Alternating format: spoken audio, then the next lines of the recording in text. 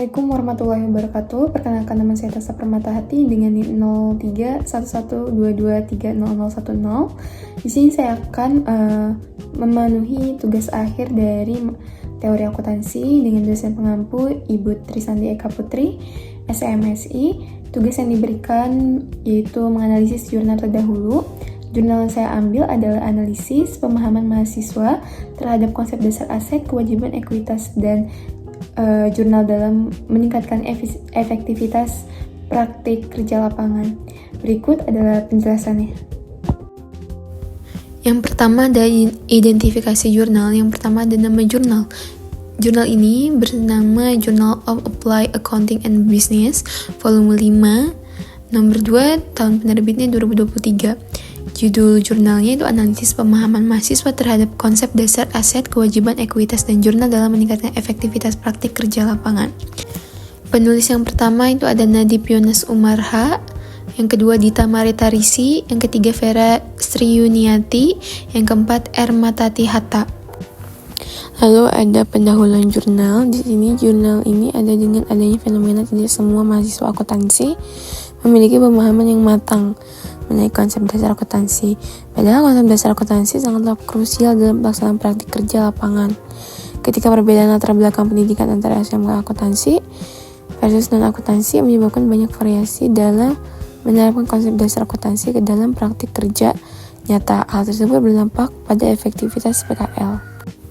Lalu ada tujuan penelitian. Yang pertama, menganalisis tingkat pemahaman mahasiswa terhadap konsep aset, kewajiban, ekuitas, dan jurnal.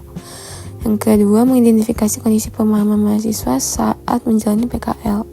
Yang ketiga, menilai pengaruh pemahaman konsep dasar akuntansi terhadap efektivitas PKL.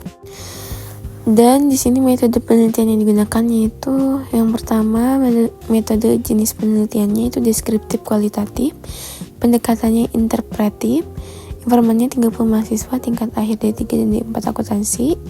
Teknik pengumpulan datanya itu wawancara, tatap muka melalui Zoom, WhatsApp call.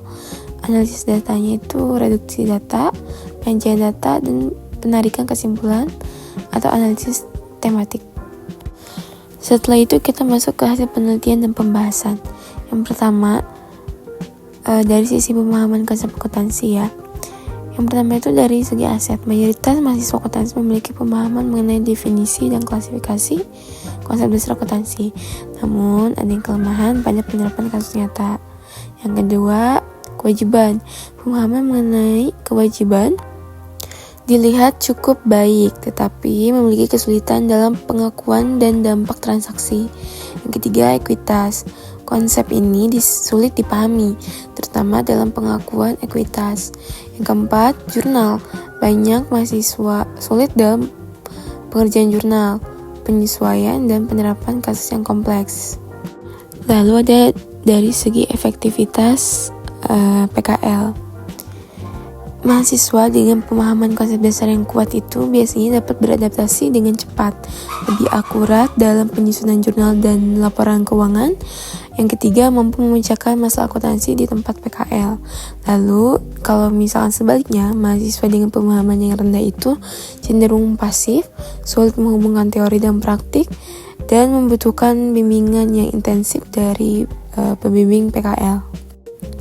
Kelebihan dari jurnal ini yaitu yang pertama, topiknya tuh relevan dengan dunia pendidikan vokasi, data empiris berbasis pengalaman PKL yang nyata. Yang kedua itu analisis mendalam per konsep akuntansi. Yang ketiga, memberikan rekomendasi praktis bagi institusi. Lalu kekurangan jurnal ini yaitu yang pertama hanya dilakukan pada satu institusi. Yang kedua, jumlah informan relatif terbatas. Yang ketiga, tidak menggunakan kuantitatif untuk penguatan statistiknya. Yang terakhir, kesimpulan. Adanya PKL yang dilakukan memberikan latar belakang pendidikan akuntansi untuk memahami konsep dasar di lapangan. Dengan adanya pemahaman mengenai konsep dasar akuntansi, memberikan kemudahan dalam menjalani PKL. Pemahaman ini memberikan kemudahan dalam efektivitas di tempat PKL, yang mempermudah para pekerja setempat dalam membina mahasiswa PKL. Adanya kolaborasi yang dilakukan antara pihak perguruan tinggi dengan institusi untuk meningkatkan kesiapan mahasiswa menghadapi pekerjaan yang nyata. Dengan ini, mahasiswa memiliki cerminan dalam pekerjaan di lapangan, serta realisasi teori yang dipelajari selama kuliah. Sekian presentasi dari saya. Mohon maaf bila ada salah kata atau pernyataan yang salah. Wabillahi taufiq wal hidayah. Wassalamualaikum warahmatullahi wabarakatuh.